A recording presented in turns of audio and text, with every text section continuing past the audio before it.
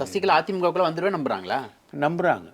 Sasikala intake ஆகிடுவோன்னு April மாதத்துக்குள்ளே intake ஆகிடுவோன்றதை Sasikala நம்புகிறாங்க. அதுக்கான வேலைகளையும் அவங்க பண்ணிக்கிட்டு இருக்காங்க. சசிகலாவுடைய சொத்தில் வந்து பிஜேபிக்கு பங்கு கேட்டாங்க ஒரு 5,00,000 கோடியில். 5,00,000 கோடியில் கேட்ட பங்கை வந்து கொடுக்கப்பட்டுருச்சு.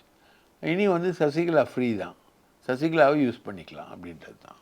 இன்னும் ஒரு வருஷம் பொறுத்து போனீங்கன்னா அந்த சொத்து குவிப்பு வழக்கில் பெற்ற தண்டனையினால் தேர்தலில் நிற்கக்கூடாதுன்னு இருந்த காலகட்டம் இன்னும் ஒரு மினிமம் 1 இயரில் போயிடும். அதுக்கப்புறம் சசிகலா முதலமைச்சராக கூட வரலாம். ஒன்றும் நீங்கள் வந்து எதிர்பார்க்கலாம். அப்போ வந்து நீங்கள் எந்த கேஸும் போட்டு தடையும் போட முடியாது. எடப்பாடி காலம் தாழ்த்தி விஜயோட கூட்டணி வச்சலான்னு அப்படிலாம் எந்த பிளானும் இல்லை, அதெல்லாம் முடியும் நினைச்சாலும் முடியாதுன்றீங்க? விஜயோட அவங்க கூட்டணி பேசினாங்க. ஆதவ் அர்ஜுன் ரெட்டிக்கு வந்து ஏடிஎம்கேவோட பேசணுன்றது தான் அவருக்கு இருந்தது. பேசினாங்க, எல்லாம் உட்காந்தாங்க. இதே மிதுன் பழனிசாமி தான் எல்லாத்தையும் பேசினார். எடப்பாடி ஒரு எக்ஸ்டென்ட்டுக்கு மேலே போய் எஸ்ஏ சந்திரசேகரன் கூடலாம் கூட்டணி பேசியிருக்காரு.